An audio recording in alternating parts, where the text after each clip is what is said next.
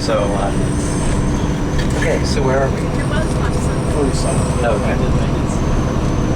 So, coming in, kind of continue. Mile 47. Okay. So, up here, this the pullout that's on the left side here. No, 47 was back there. So just beyond mile 47, there's a pullout on the left side of the road. It's not as interesting during the summer, but this area hard to film in rough road is referred. Living in Fairbanks, Celia Hunter and Jenny Wood, who had come to Alaska as part of the Lend-Lease program. They were flying airplanes up to Alaska from lower 48 during World War II. And they were dropping them off in Fairbanks, where they were getting picked up by Russian pilots and being taken over to fight against the Germans on the Eastern Front.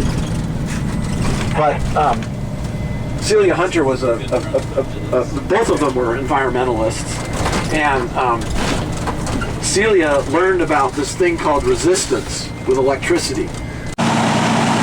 All right, we just crossed the Yukon River, and this is the stopping point on the north side of the river. Why they leave that bus running, I don't know. Makes an awful lot of noise. You can see there's a big clear area here.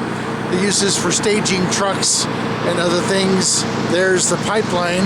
It's hard for me to even see because I'm having to use the viewfinder on this camera. But that's the pipeline over there.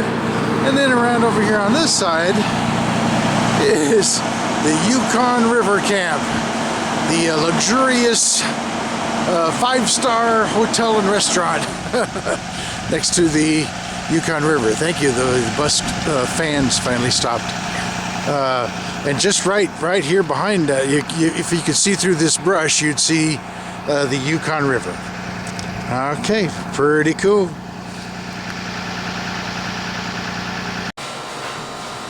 Here's the interior of the Yukon Hotel and Lodge, Yukon Camp. Charming as heck, don't you think?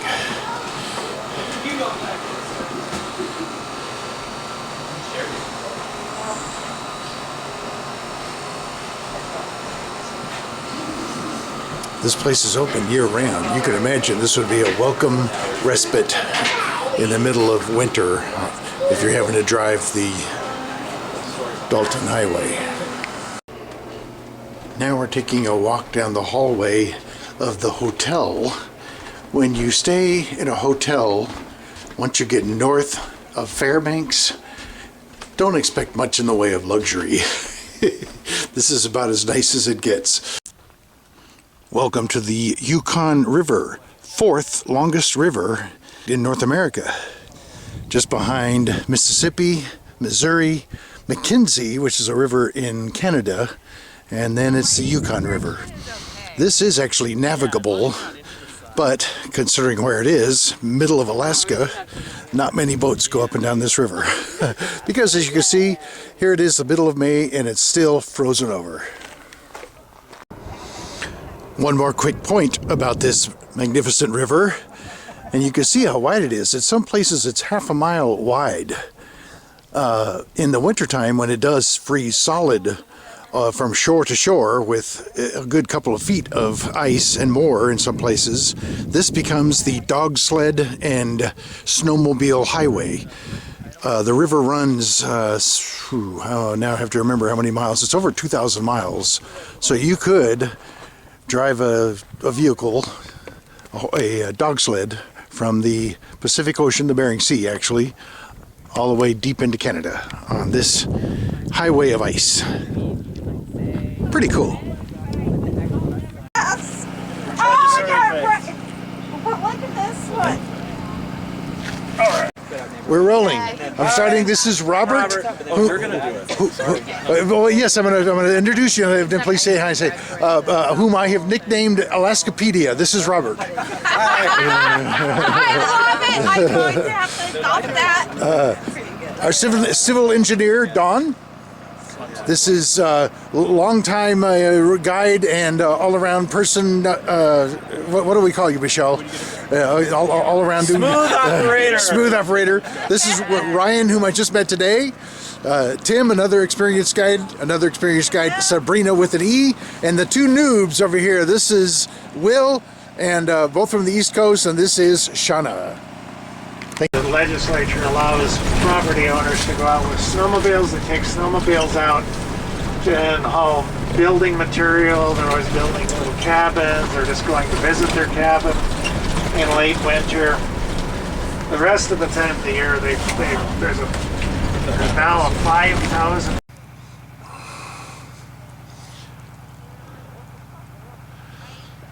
It is difficult to overstate the grandeur, the majesty of Alaska's mountains.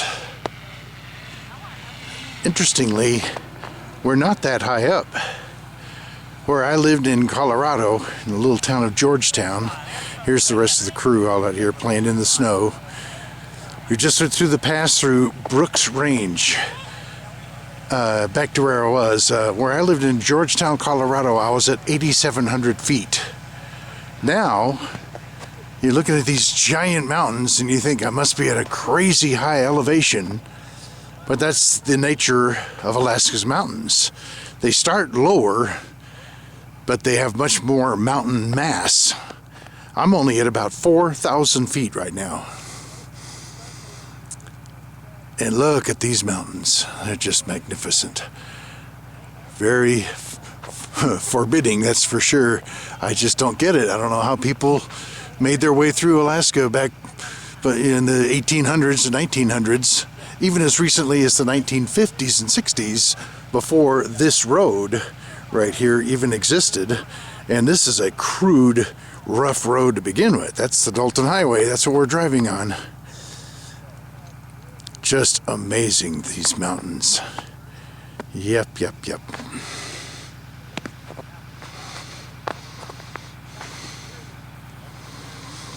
I don't know the actual height of some of these peaks.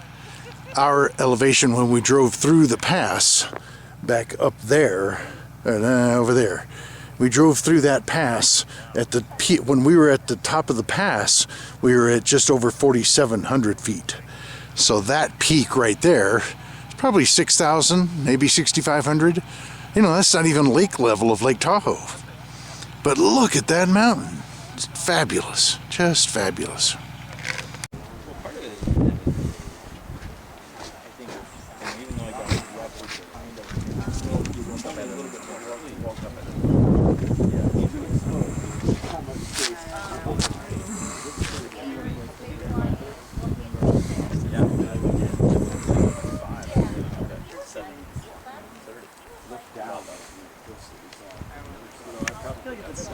I didn't think I'd like Probably like 11:30 to 6. Yeah, very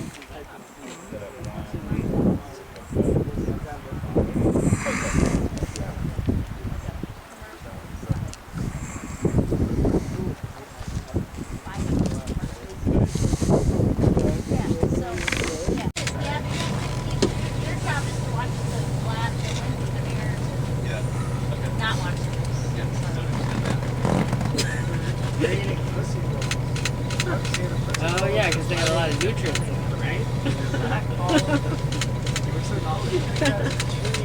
If I learned anything.